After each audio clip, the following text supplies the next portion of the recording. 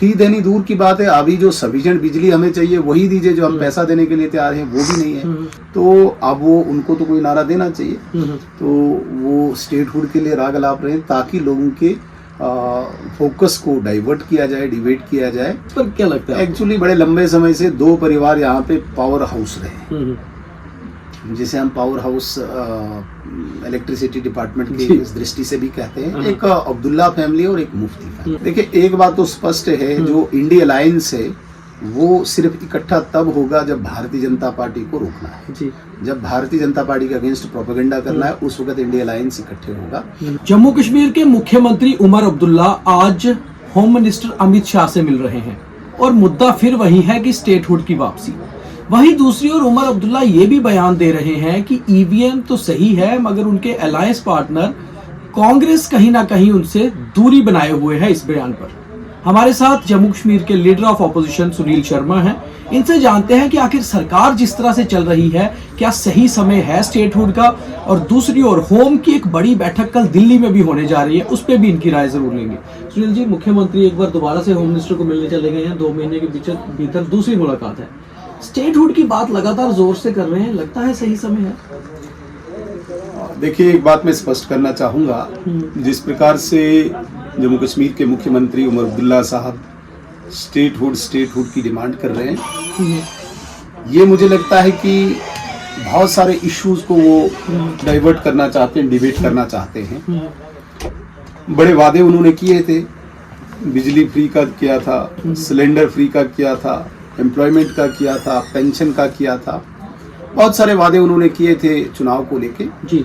Statehood जो है ये केंद्र के डोमेन में आता है, ये प्रोरोगेटिव पार्लियामेंट का है और बहुत बार हमारे आदरणीय प्रधानमंत्री श्री नरेंद्र मोदी जी और गृह मंत्री आदरणीय अमित शाह जी ने ये क्लियर कर दिया है। अभी भी मुझे लगता है कि एक बहुत बड़े नेशनल न्यूज़ चैनल के एक प्रोग्राम में भी श्रीमान अमित शाह जी ने स्पष्ट कर दिया कि उचित समय पर एप्रोप्रिएट टाइम पे स्टेटहुड मिलेगा। अब आपने कहा कि क्या ये एप्रोप्रिएट टाइम है जी।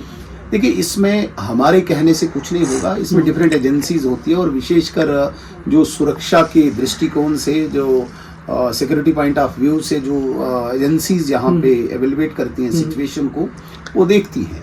इसमें कोई शक नहीं कि मिलिटेंसी डिक्रीज हुई है, डिक्लाइन हुई है, पत्थरबाज बिल्कुल ना के बराबर है, हुर्रियत और जमात जैसे जो कट्टरपंथी संगठन है उनको ठिकाने लगाया गया है।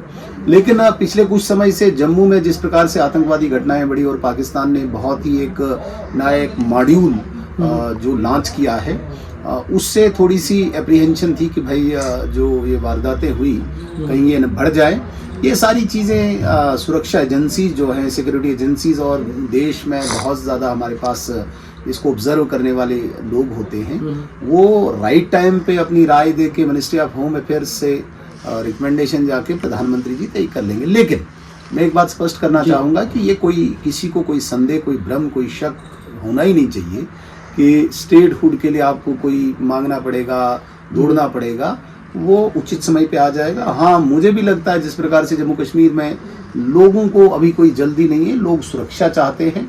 हाँ, उमर अब्दुल्ला साहब को अभी क्या जल्दी है इस बारे में? जल्दी क्योंकि उनको लोग अब बोल रहे हैं बिजली नहीं है, क्योंकि कश्मीर में क्राई है, जम्मू में भी बिजली की कर्टेलमेंट बहुत ज्यादा है। तो बिजली तो फ्री देनी दूर की बात है, अभी जो सफिशिएंट बिजली हमें चाहिए वही दीजिए, जो हम पैसा देने के लिए तैयार हैं वो भी नहीं है।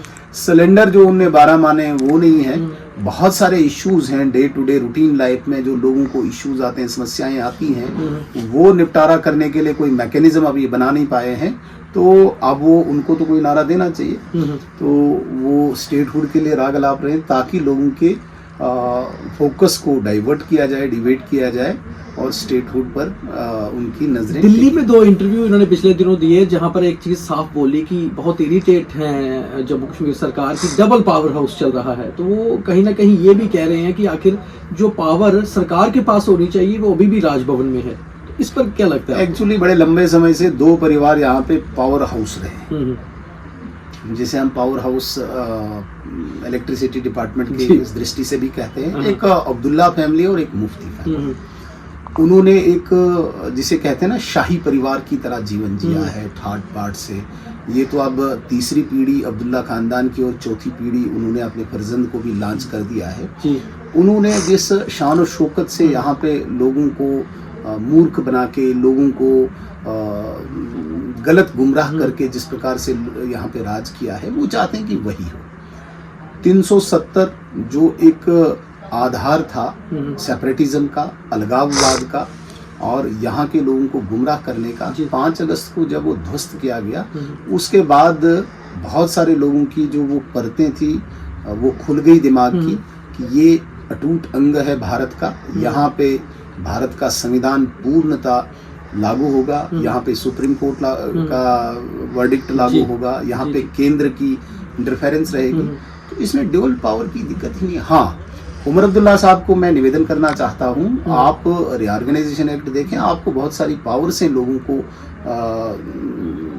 कम से कम सुविधाएं देने के लिए, लोगों को थोड़ा सा फील कराएं आपकी सरकार आई है और कुछ हम कर रहे हैं, उसके लिए सफिशिएंट उनके पास पावर्स हैं। लेकिन ये वो पावर नहीं चाहते हैं, इनको ठाट बाट की पावर चाहिए, आगे पुलिस की गाड़ियाँ पीछे पुलिस की गाड़ियाँ सल्यूट मारे। ये इन्होंने जिस प्रकार का जीवन व्यतीत किया है, मतलब जिसे हम कहेंगे कि बड़ा शान शौकत वाला, घर में आगे पीछे रश रहे, वो ऑर्डर्स करते जाए, ये वो समझते नहीं है कि लोगों को किस तरीके से हम सुविधाएं दें, लोगों को किस तरीके से गवर्नेंस दें, डोर स्टेप पे हम कोई इजी मैकेनिज्म दें, वो नहीं है। तो इसीलिए जैसे उमर अब्दुल्ला साहब अभी बयान दे रहे हैं कि कांग्रेस ईवीएम की बात करती है मगर जब जीत जाते हैं, तो कहीं ऐसा तो नहीं है कि इंडिया ब्लॉक में भी थोड़ी सी दरार नजर आ रही है और कहीं ये अलायंस तो नहीं कहीं? देखिए, एक बात तो स्पष्ट है, जो इंडिया अलायंस है वो सिर्फ इकट्ठा तब होगा जब भारतीय जनता पार्टी को रोकना है जी। जब भारतीय जनता पार्टी के अगेंस्ट प्रोपेगेंडा करना है, उस वक्त इंडिया अलायंस इकट्ठे होगा। और जब इनके इंटरेस्ट्स का कन्फ्लिक्ट होगा, जब जहाँ पे इनके अपने अपने इंटरेस्ट हैं वो आपस में टकराएंगे, ये कभी भी इकट्ठे नहीं रह सकते। जिसका उदाहरण आपको दिल्ली में अरविंद केजरीवाल है, जिसका उदाहरण आपको बंगाल में ममता बनर्जी है, जिसका उदाहरण आपको जम्मू कश्मीर में उमर अब्दुल्ला साहब है। ये कभी भी इकट्ठे नहीं रह सकते हैं। अब हो सकता है जिस प्रकार से यहाँ पे 8-9 जो कैबिनेट बर्थ्स हैं जी, उसमें कांग्रेस अपना शेयर मांग रही होगी, तो उमर अब्दुल्ला साहब ने पहले ही किनारा किया क्योंकि यहाँ पे इंटरेस्ट है जी, मुझे ये कैबिनेट मिनिस्ट्रीज पोर्टफोलियोज मिले, कांग्रेस को क्यों जाए। तो ये लड़ाई इसने पहले ही शुरू कर दी। हमें ये आभास पहले ही था, मगर मुझे बड़ा तरस आ रहा है, बड़ा अचंभित हो रहा हूँ मैं कांग्रेस की उस विजडम को देखकर, बुद्धि को देखकर। भाई, कांग्रेस के 5 एमएलए जब रेजोल्यूशन असेंबली में आता है, वो कभी हाथ खड़े कर रहे हैं, कभी नीचे कर रहे हैं। दिल्ली कांग्रेस को, सेंट्रल कांग्रेस को पता ही नहीं कि रेजोल्यूशन क्या आ रहा है। तो वो जबरदस्ती एक शामिल बाजा होता है ना बारात में, जबरदस्ती, वो बस जबरदस्ती की शादी लग रही है, जबरदस्ती की शादी। लेकिन इस शादी में तो जो तलाक की प्रक्रिया ईवीएम पर टिप्पणी करके उमर अब्दुल्ला साहब ने की, हम उमर अब्दुल्ला साहब को इसके लिए शाबाशी देते हैं कि ये अच्छा स्टेप है। जहाँ पे वो जीतते हैं वहाँ पे ईवीएम अच्छी है, जहाँ पे वो हारते हैं ईवीएम दुश्मन है। इसके लिए हम अप्रिशिएट करते हैं। आखिरी सवाल है सर, 1 नेशन 1 इलेक्शन, कल जो है बिल भी पास हुआ है लोकसभा में। जम्मू कश्मीर के हिसाब से आप बीजेपी के विधायक दल के नेता भी हैं, कैसे देखते हैं आप? अच्छा है? बहुत अच्छा है। देखिए, देश में ये वैसे पहले भी होता था। जब 1947 में तो चलो चुनाव नहीं हुआ था, प्रधानमंत्री जवाहरलाल नेहरू जी को बनाया था। जब 52 में चुनाव हुआ, उस वक्त पूरे देश में एक ही चुनाव हुआ था। इवन 57 में एक ही चुनाव हुआ था।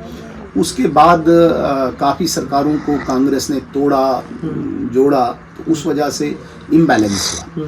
स्टेट और देश के एक्सचेकर को बहुत ज़्यादा बोझ पड़ता है इस पर। लाखों करोड़ रुपए इस पे खर्च होते हैं, डिस्टरबेंस होती है, लोगों का कामकाज नहीं होता है, स्कूल्स ठप रहते हैं, कॉलेजेस ठप रहते हैं, पूरे साल भर चुनाव होते हैं। और मुझे नहीं लगता है कि ये किसी भी देश की उन्नति के लिए, किसी भी देश की प्रगति के लिए अच्छा है। और जहां तक आज केंद्रीय सरकार ने इस बिल को लाया है, मुझे लगता है कि ये देश का हर व्यक्ति, हर युवा, हर बुजुर्ग इसको एक्सेप्ट करेगा, इसको वेलकम करेगा, इसको अप्रिशिएट करेगा, क्योंकि इस प्रकार का जो डिसीजन है ये हर व्यक्ति चाह रहा था लेकिन कोई इनिशिएट नहीं कर रहा था। ये केवल और केवल क्षमता ही आदरणीय नरेंद्र मोदी जी में है, जिन्होंने इस प्रकार का बोल्ड डिसीजन लेके देश के एक्सचेकर को बचाया है, जो पैसा बाकी डेवलपमेंट में खर्च हो सकता है। तो मुझे लगता है कि ये जितना भी सराहनीय ये स्टेप उठा है, इसके बराबर कोई और हो नहीं सकता। धन्यवाद। ये थे leader of opposition Jammu Kashmir Sunil Sharma, जिनका साफ तौर पे कहना है कि स्टेटहुड तभी मिलेगा जब हालात सही होंगे, और उमर अब्दुल्ला अपनी तरफ से जितनी मर्जी कोशिश कर लें, कम से कम उनको कोशिश इस चीज पे करनी चाहिए कि लोगों को बिजली पानी की सुविधाएं मिले जिनके ऊपर उनकी सरकार बनी है। और दूसरी बात यह है कि जिस तरह ईवीएम की तारीफ की गई है, कहीं ना कहीं इंडिया ब्लॉक का जो अलायंस जम्मू कश्मीर में है उसमें छोटी सी दरार तो उमर अब्दुल्ला ने डाल ही दी है। अब आगे क्या होगा ये बाद में पता चलेगा। और वन नेशन वन इलेक्शन को जम्मू कश्मीर में बीजेपी पूरी तरह से समर्थन करती है। दीपक खजूरिया, द न्यूज़ रूम 24 आवाज, जम्मू।